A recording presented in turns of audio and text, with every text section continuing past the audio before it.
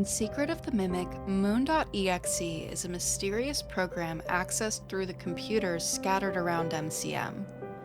At first glance, it seems like just a clever mechanic to unlock the third ending. But the more you play it, the more it begins to feel like something deeper, more intentional, more emotional. I believe Moon.exe is telling us a story, one that connects to Candy Cadet's tales, to the characters' Secret of the Mimic, and even to classic literature. If you've seen my video, I Solved Sleepy Moon, you know I've already covered how Candy Cadet's story from Ruin parallels this. But let's revisit it briefly. Come get your candy here. I have candy all day, every day. Candy. In the story, a mother and son live in a cabin surrounded by the dark woods. A monster is locked in the basement. It growls, frightening the boy. Then, one day, it stops growling. It learns the mother's lullaby, and it uses it to lure the child to open the door. And it mirrors what we see in Moon.exe: a dark forest, a cabin, and a victim. But I had a new thought. What if Moon.exe is the prequel to Candy Cadet's story? And instead of being about a monster breaking out, it's about grief breaking in. So for this video, I want to break Moon.exe into two acts. Act 1 being the bedroom, forest, and cave area. And Act 2 being MCM and David's room. And we know that you start in Act 1 as one character, but you end Act 2 having become something else. Something that's split. So who are we in Act 1? A lot of people seem to think that we're playing as M2, but I disagree. The player in Act 1 gives us some hints about who they are. They love Roxy, they don't want to sleep, and they call David's presence his presence, not my presence. And they call the Cleanovac his invention, not my invention. So that rules out both David and Edwin. And while it could be M1 or M2 mimicking Fiona, I think it's actually Fiona. We're experiencing Fiona's memories, her thoughts, her life, and her interpretation of death. We start in her bedroom, a place full of echoing sounds and fractured memories. We see her favorite childhood Roxy hat.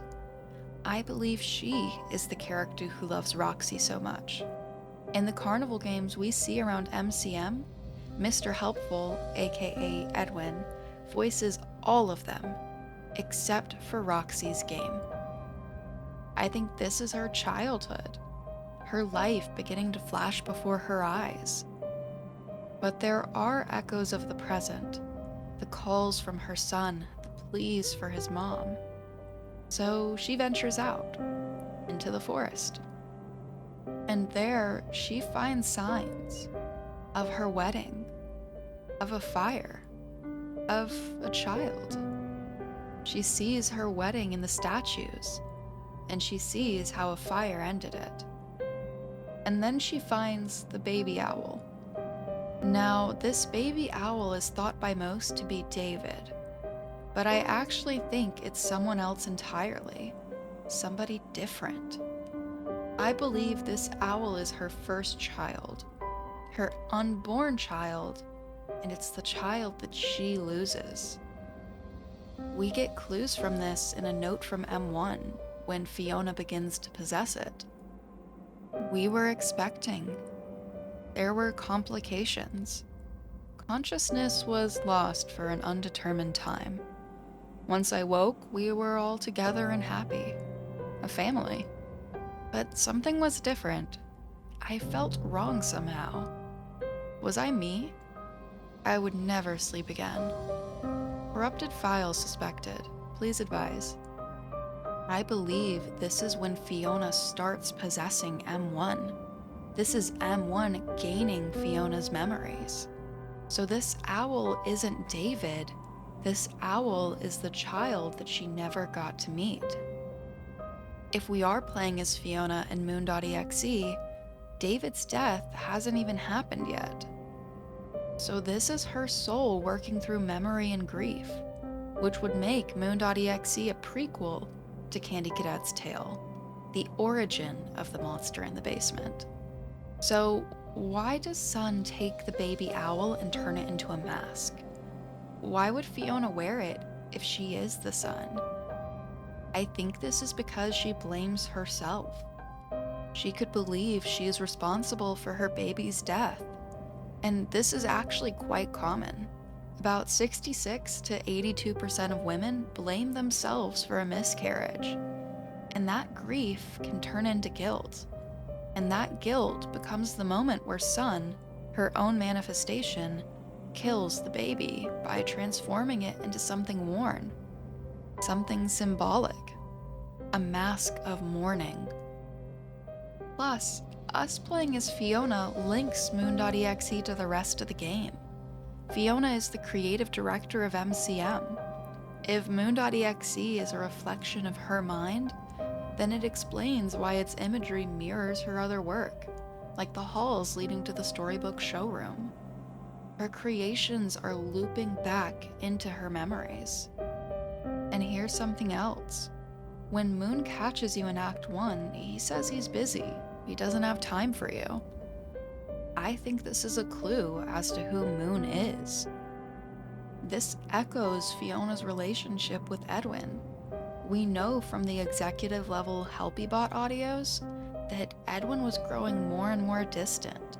So much so that Fiona had to use the bots to even communicate with him. Ed, I hate talking to you through this stupid bear, but it's hard to reach you otherwise. I'm worried about the new suit design. That distance, that disconnect, becomes woven into Moon.exe. Its emotional reality is a narrative design. But she keeps moving forward, seeing mementos from the past, Fredbear's show, her and Edwin's favorite restaurant. And finally, when she gets to the cave and has to put on that baby owl mask, the moon weeps. Edwin weeps. This isn't like his grief for David. That was rage. This is sorrow, despair. And Fiona continues, deeper into her subconscious and soul. She looks for a vessel to carry her, and she finds it in the moon statue. And she passes into the white light. But she's reborn as Sun and Moon. Now in Act 2, we're in MCM, helping animatronics, fixing what's broken, and bringing them peace. But something feels different, quieter, maybe a bit sad. And each phase in MCM ends with the phrase, forevermore. Now that stuck with me, because it reminded me of a poem, The Raven.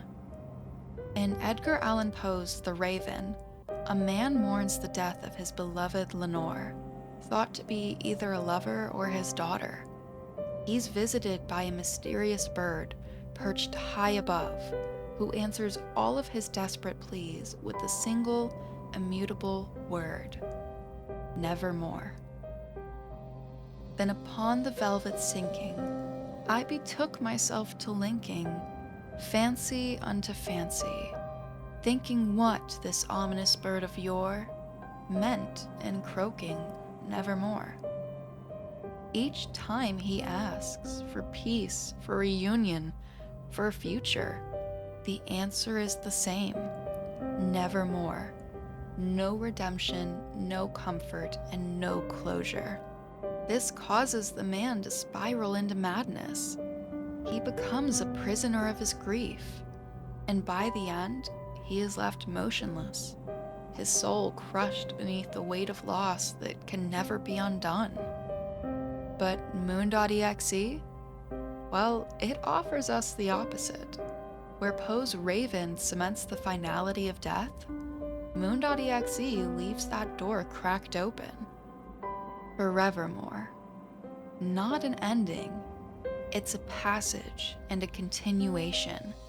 Moon.exe is the mirror to the Raven, the what if.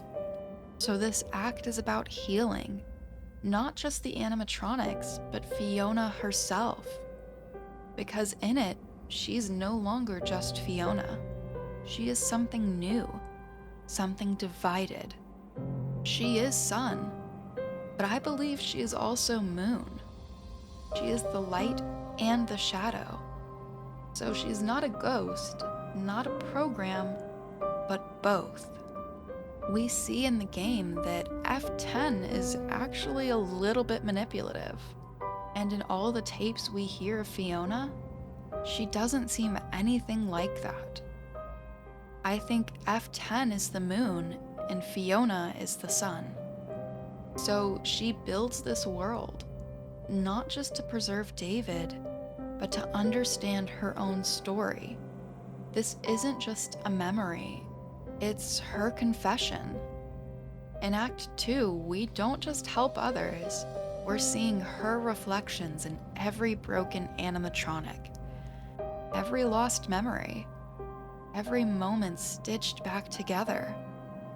And if we pass her tests, and if we show her that we understand, that's when she gives us permission. She lets us save him, her David, her M2. So what is Moon.exe? It's a memorial, a grave, and it's a second chance. It gives us the full cycle of creation, love, loss, and rebirth. And it reminds us, even in a series built on death and jump scares, there's room for something softer. Hope. Peace. Forevermore. Thank you so much for watching. If you liked this theory, be sure to like and subscribe, and I will see you next time.